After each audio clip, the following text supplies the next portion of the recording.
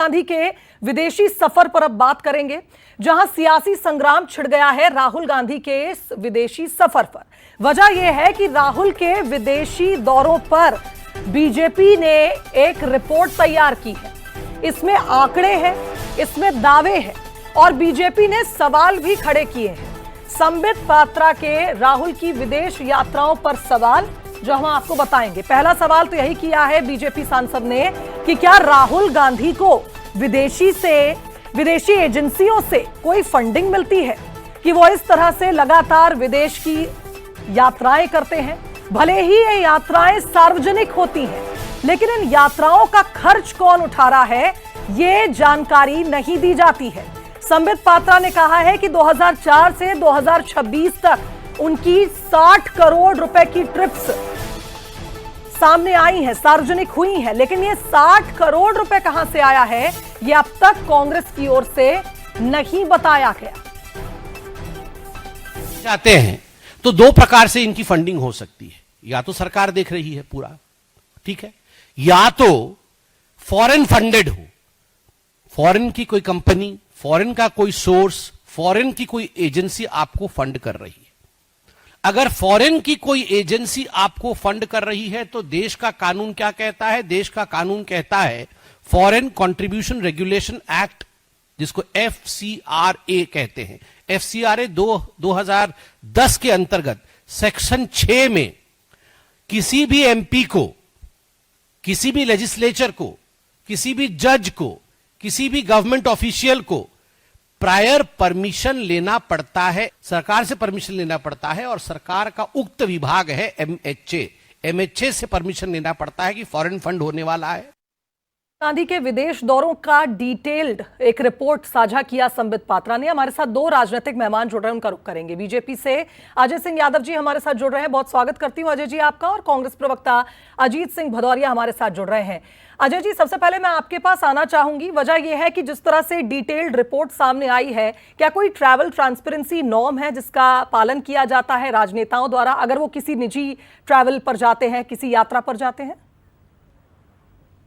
देखिए, राहुल गांधी जी देश के नेता प्रतिपक्ष हैं और ये देश की जनता को जानने का पूरा अधिकार बनता है कि नेता प्रतिपक्ष जैसे जिम्मेदार पद पे बैठा हुआ व्यक्ति अगर 54 बार विदेश यात्राएं कर रहा है तो उनके ये खर्चे कौन उठा रहा है और ये किस तरह की यात्राएं हैं। जबकि समय समय पे दिखता है कि राहुल गांधी विदेशों में जाकर देश के ऊपर सवाल उठाते हैं, प्रधानमंत्री जी के ऊपर सवाल उठाते हैं और देश की छवि खराब करते हैं। साथ ही इन यात्राओं के खर्चों का ब्यौरा राहुल गांधी के आयकर विवरण में क्यों नहीं दिख रहा है? अगर ये निजी यात्राएं हैं और निजी यात्राएं थी तो उनका खर्चा दिखना चाहिए, और अगर खर्चा नहीं दिख रहा है तो कौन फंडिंग कर रहा है इस तरह की यात्राओं को? क्या उद्देश्य है? कहीं देश की सुरक्षा के लिए कोई खतरा तो पैदा नहीं हो रहा है? कांग्रेस पार्टी को इन सब चीजों का जवाब देना चाहिए, जनता का अधिकार बनता है ये। चलिए ठीक है, अब मैं अजीत जी आपसे इसका जवाब चाहूंगी। क्यों जारी नहीं होती है डिटेल्स? अगर निजी यात्राएं हैं तो आयकर विभाग को इसकी सूचना क्यों नहीं है? देखिए शुभांगी जी, अच्छा लगा भारतीय जनता पार्टी के प्रवक्ता के मुंह से ये सुन के कि नेता प्रतिपक्ष जैसे जिम्मेदार पद पर अब इन्होंने स्वीकार किया। बाकी आप देखिए, चाहे वो CBI डायरेक्टर हो, निर्वाचन आयुक्त हो, इन सब के लिए तो उन्होंने सिर्फ रबर स्टाम्प बनाने की कोशिश की नेता प्रतिपक्ष को, परंतु राहुल गांधी जी जिम्मेदारी से पूरी तरीके से नरेंद्र मोदी जी जो देश को डुबोने की नीतियां लेके आ रहे हैं उनके खिलाफ लगातार आवाज उठा रहे हैं। ये जो आज प्रोपोगंडा आया है राहुल गांधी जी की यात्राओं के बारे में, ये सिर्फ और सिर्फ रूमर क्रिएट करने का है। ये ध्यान हटाने का इनकी एक टैक्टिस है भारतीय जनता पार्टी की कि नीट की परीक्षा आप देखिए 24, 25 और 26 मैं नीट की परीक्षा पर नहीं, मैं इसी पर रहना चाहती हूँ। मेरा सवाल यह है, आपको क्यों लग रहा है कि एक प्रोपोगेंडा है? और अगर कोई कहीं पर भी दिक्कत नहीं है तो क्या आप जारी कर देंगे डिटेल्स? जारी कर दीजिए डिटेल्स। क्यों, कहाँ पर गए, कितना खर्चा हुआ, कहाँ से पैसा आया? आप मेरी बात हो जाने दीजिए। अब आपने क्वेश्चन किया, उसी का मैं आंसर दे रहा था।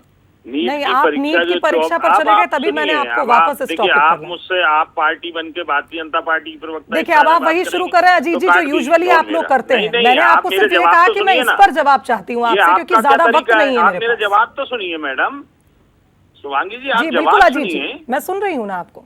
हाँ, जी मैं बता रहा हूँ क्यों प्रोपेगेंडा क्रिएट किया जा रहा है। जी मेरी बताइए। बच्ची ने नीट की परीक्षा दी इस साल, वह 2 साल से लगातार तैयारी कर रही थी, उसका पेपर अच्छा गया, वो रो रही थी, मैंने उसको देखा है।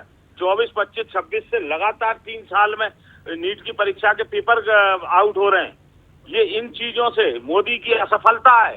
देश में आज कह रहे हैं सोना मत खरीदो, आज पेट्रोलियम पदार्थों की वो जवाब नहीं है इनके पास, कुतर्क कर रहे हैं। सब चीजें देश में जो मोदी जवाब नहीं है तो अजीत जी, कुतर्क कर रहे आपने हैं। फिर डाइवर्ट कर दिया मुद्दा और आप कहते हैं कि मैं पार्टी बन जाती मैं हूँ। आपसे कह रहा हूँ, मेरी बात सुनिए।